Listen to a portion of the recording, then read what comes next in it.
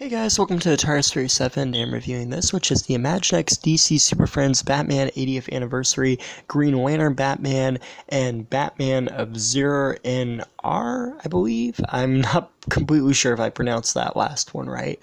But yeah, so these are really cool, and I was really blessed to get these. I mean, these things were supposed to come out in September, and no one had seen them, and honestly, with Imaginex's track record, I think everybody just kind of gave up on these actually coming to the United States. But I've been sick recently. I've actually had the flu, so I had to go pick up my cold medicine today. And as I was over there, I noticed in the Walmart PDQs for Christmas, like those little displays that come in that sometimes have Imaginext, like the little single packs and stuff, that they had these in it. And they're $3.88, so I believe they're the price of an Imaginext blind bag. And man, they're so cool. They had all of them, but these are the only two that I'm wanting from the series. I might pick up the others later, but I really like them. I absolutely love how they're carded.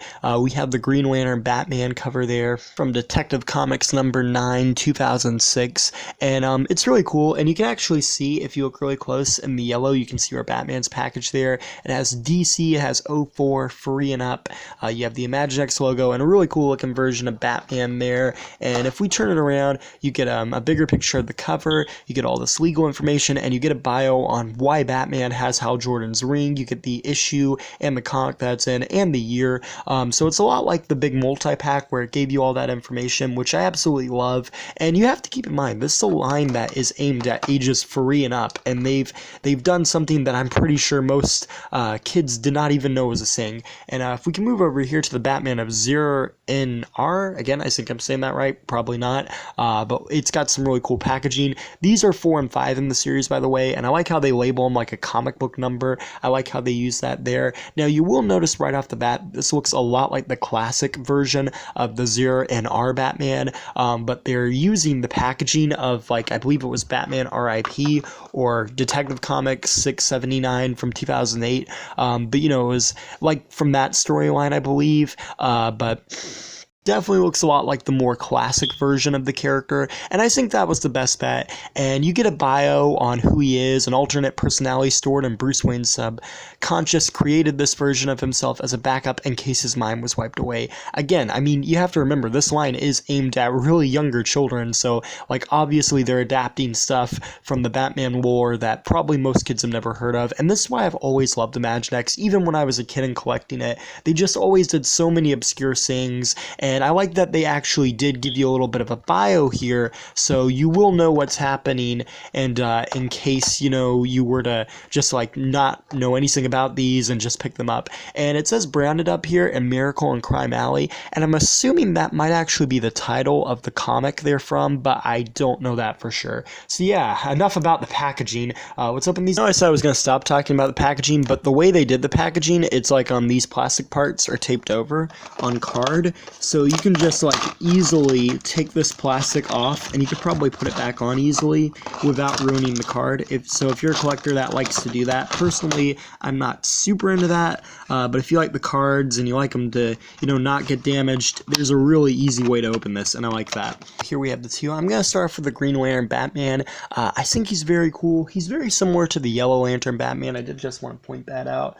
There are some differences though, but one thing they've done that I really like is they've included the little stubbles and kind of like bearded part of his face here, and I think these are the only two Batman figures to ever do this, so I really like that they included that. You'll also notice around the eyes, it's really hard to see, but the edges there are green, just like how on the Yellow Lantern they're yellow, so I do like that. Then you have the white bat emblem with the Green Lantern logo, and you can see some green mixed in with black. He's got a white belt and white gloves. I do really like that. And he does have a little green dot for a Green Lantern ring. I'm going to be honest, I don't like the paint on that.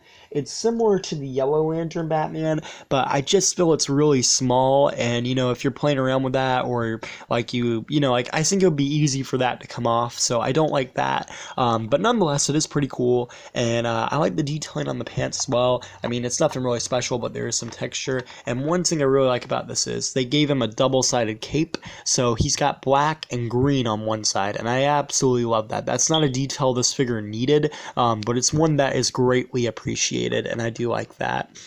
And here's a comparison with the Hal Jordan Green Lantern, and here's a comparison with the Yellow Lantern Batman, Sinestro Corps. So I just think it's so cool that they've done both Yellow and Green Lantern Batman in Imaginext. I mean, like, both of those are so obscure concepts, but I really like that they've done both of them, and it's not something they had to do, but I just think it looks really cool. And you can see, like I said, they have a lot of the same features with the yellow and green eyes, the little stubble dots. Obviously, this Batman has a little bit of a smile, and this one's more angry, but very cool nonetheless. And here we have the Batman of Zur-En-Arrh. Again, I think I'm saying that right. I love how big the logo is. I think it looks cool. He's got the orange and then the purple gloves, which look really neat. And he is very similar to the other Batmans that are in this series, where he has the wings molded onto his gloves. So when you move these are going to rotate. And I hadn't seen other Batman figures do this before in Imaginext. I mean, they could have, and I'm just not paying attention. But I think that's interesting. His cape does has the little bits in it, my bad, but it does have the little bits in it, so that's cool. And then he's got his pants and his belt and the boots. So yeah, there's not a lot to really say about this Batman, but I do like him in detail. I never finished Batman R.I.P, but I did read a little bit about it, and I always thought that it was a cool concept. I know it existed before Batman R.I.P, but I just thought it was kind of cool how they did it. At least I think it existed before R.I.P. I mean, timelines and everything are confusing, but nonetheless, I always thought it was cool, and I really do like the look of it. I actually really like both of these, and yeah, like I said, these were the two that I liked the most out of the single packs that I really wanted, so I'm really blessed to get them, really happy to have them. I don't know if I'll pick up any more in the series. The one I'm certain I probably won't pick up is the series, like the first in the series, which is Batman, because I have him, the first appearance Batman. He came in the 5-pack.